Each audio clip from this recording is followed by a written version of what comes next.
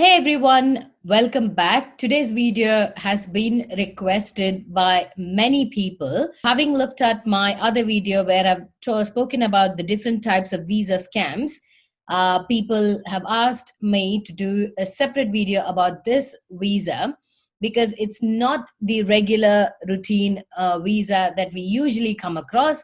And people who are genuinely not working in a non-military ship, which is like more of a merchant navy kind of ships, would not have heard about this. So a lot of people have misused this visa information and different aspects of this visa to scam people. And the reason I made my previous video was simply because my own brother was scammed. I told him he's not eligible to migrate as a skilled migrant to Australia based on his work experience and qualification, but he did not listen to me. He was desperate and he found out shortcuts, and that's how I knew different types of scam. And this particular scam called the EMI card scam, I spoke to that lady. So my brother got the contact details. I pretended to be an applicant who was desperate for my husband's move to Australia. Okay, so I called her and I spoke to her, and she gave me information based on which that video was based. So there was no misleading information in the other video. And one thing that I want to tell all of you is immigration information is very generic, okay, and I cannot provide specific information, which will be very misleading. So many people ask in different comments, I've got 70 points, I've got 65 points, my partner has this qualification, can she move? Which is a very, very generic information based on which nobody can provide advice. That's the simple reason that I do not give very specific information, and I will not be able to assess based on the information you provide. And the information provided on this channel is generic and positive for the simple reason I would love to give you all only realistic information if I have authentic source. Okay, so with this basic introduction, let's jump on to today's video, which is about 988 visa.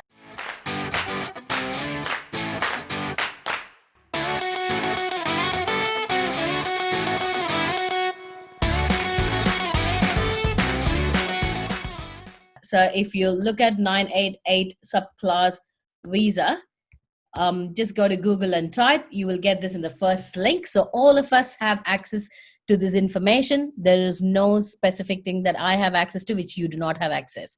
Okay, so this 988 visa, basically called as the Maritime crew visa. It's for foreign crew on non-military ships on international voyage, meaning if there is any other non-military ships other than the Australian ships, if they have to enter into the country, the workers who work in that ship are given this particular visa. Okay, in the very first page, if you see, the cost of this visa is free. Okay, and I would strongly, for anything, I would say nothing comes for free. But why is this visa coming for free? Is simply because for any ship to come into Australia, they would be paying to the Australian government when they get the clearance to enter into Australia. So that is a whole different bunch of fee and regulation and taxes and whatnot goes into the entry regulations. So this, they would have thousands of people working in the ship, if not hundreds, depending on the size of the ship. And if you look at the processing time, it's just 1 day, most of the application, and some days it takes 4 days. Okay, so you can look at the simplicity of the visa based on which it's been misled by so many people. Okay, so I'm not going to tell you this whole visa is a scam. That's not my point. So get me right.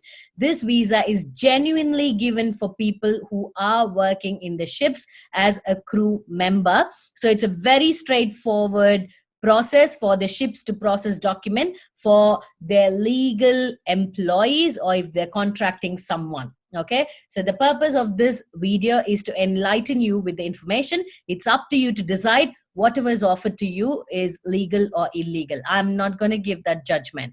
So when you look at this about this visa, what you can do and what you can't do.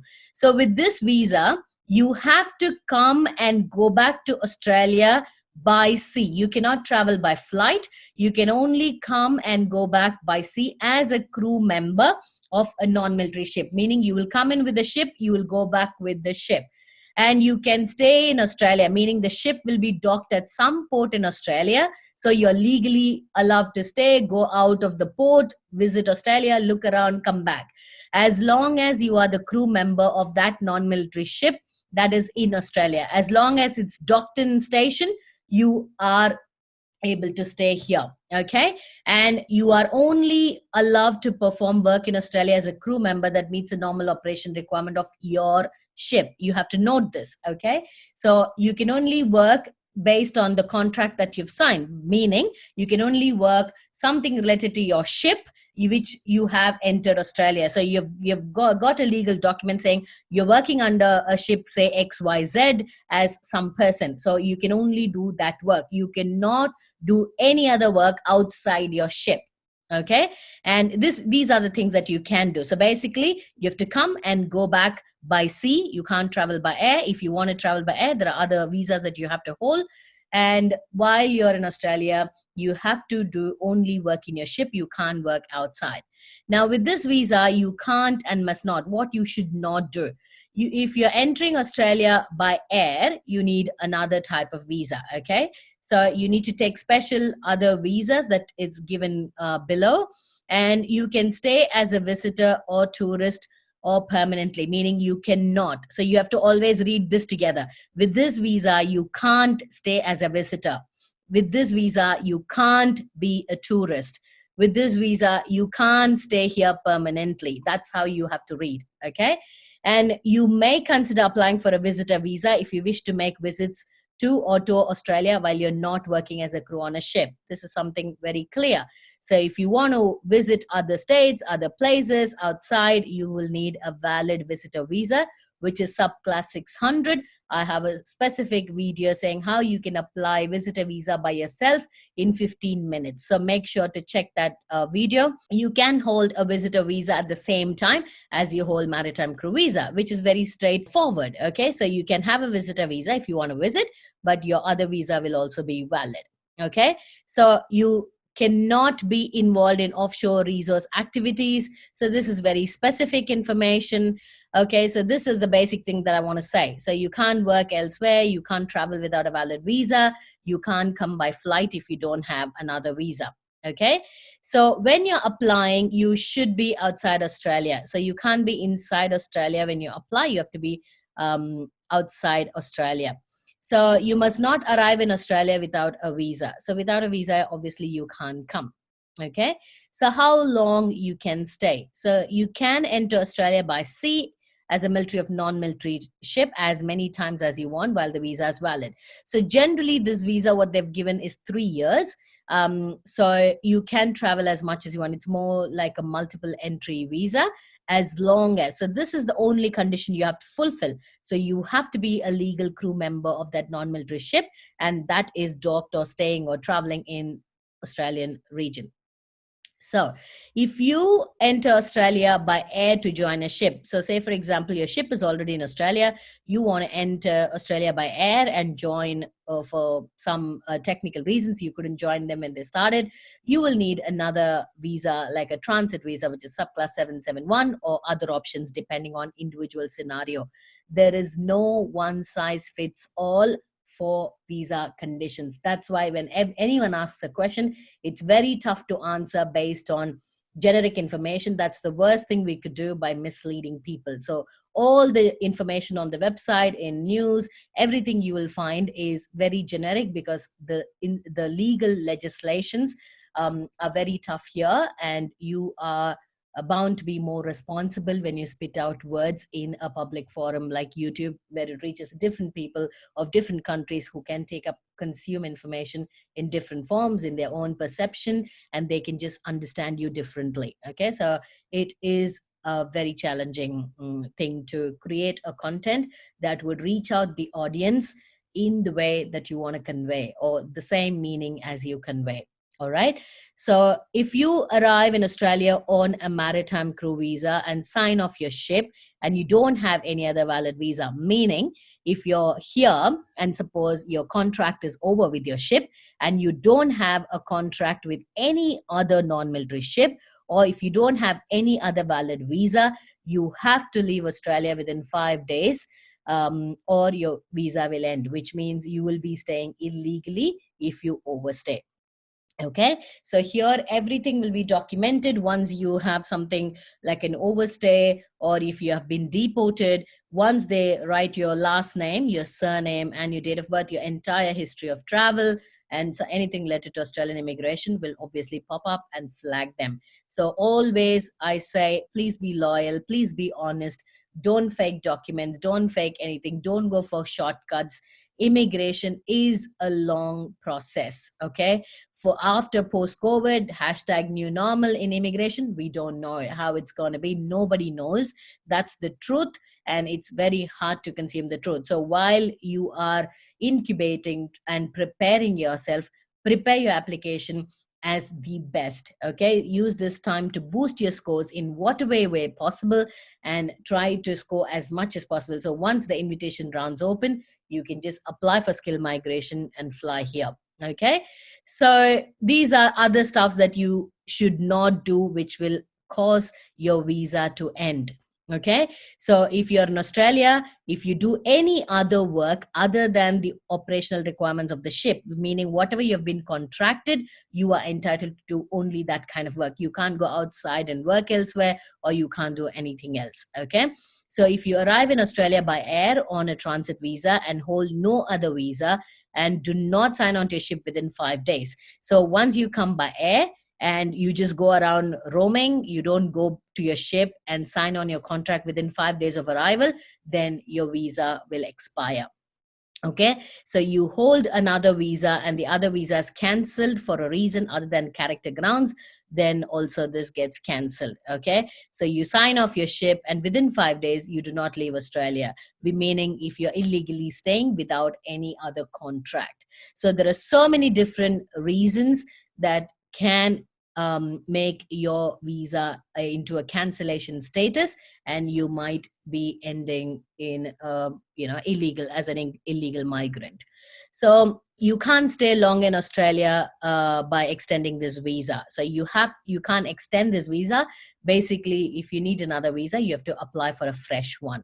So if you want to move with your family unit, so who is a family unit, you can click and find out. They can move in, or they can travel with you if they are traveling on the same ship with the permission from the vessel master. So they will have a separate letter stating that the other person will also be traveling on the same ship and they're permitted to stay. So that's a separate application altogether, which goes into applying for a family member. So the travel and cost we have seen, others are the normal, the information. If you look at the eligibility, they say you must be outside Australia when you apply. You can't be inside, and most of us are not, and be a crew member. So this could be something worth checking for everyone who's been offered this 988 visa. So when they are being offered this particular visa, it's worth checking the details of the ship. Okay, so the ship must be either a commercial trading one, it should be used for carrying paying passenger like the luxury cruise or whatever, and owned and operated by a foreign government to do scientific research, or it is approved for public vessel status. So we don't go into so much of details when we are granted a work visa. So how Singapore and Middle East works is very, very different to how things work in this country, and especially with labor visa and stuff, it's very different. So make sure to read this information. I'm not against going to consultants. I'm not saying all consultants are fake or they are fraud, but all I'm saying, there are so many things happening at the moment, and it is good if you are equipped, if you are aware with the terminologies, with what is the eligibility criteria, and it is easy for you to question the agent. Once you question the agent with the ship details, obviously they'll be scared to scam you or to cheat you. So make sure to get information and apply them. So how do you apply? What are the steps? Everything is given here. So before you apply, how you can check whether your visa is valid, what are the documents that you have to provide for this kind of visa. It's all given here: how to apply for visa, what to do after applying. And once they give a visa outcome, they'll give you this grant number where you can check whether your visa is valid. That's what is given here. So you can also find out whether your visa is valid or not. So everything is online. There's nothing that you can't find. If people are going to say, no, I don't know, only agents have access to it or lawyers have access to it. Most of them say that in Australia, I've got a lawyer and they will change your visa. It doesn't work like that. Unfortunately, it doesn't work like that. It's very expensive to hire a lawyer to do immigration stuff. It does happen for people who are here. If they have complicated their situation, if they have exhausted all their bridging visas, and finally they have nowhere to go, they have to stay here, they do some kind of stuff, they go for legal help, which makes them spend thousands of dollars, which they can spend because they've lived here for so many years and they've saved up the money, or they know how to manage things, they know how the system works, they can play with it. But if you're outside Australia, if you don't know the system, by trusting someone, and if you're going to take this risk, I would say take this risk at your own responsibility if you are not in a position to do your bit of research. Okay, so I hope this video was useful. I hope I've given maximum information from the page, because this is what is true, this is what is legal, this is what is available, given by the government, and I do not want to say anything extra, anything less, anything more. So make sure, go through this entire information once again, consume as much as possible, and it might differ. You might have a different perspective. I'm not saying I'm 100% right. It's my perspective towards it. And if it's genuinely helping at least one person, I'm more than happy. My channel is all about positivity, and I'm not here to break your confidence or mislead you, or even the worst thing is give you false information. Okay, so if you like such realistic information, make sure to hit the subscribe and turn the notifications on to be instantly notified of my new videos. I'll see you all in the next video.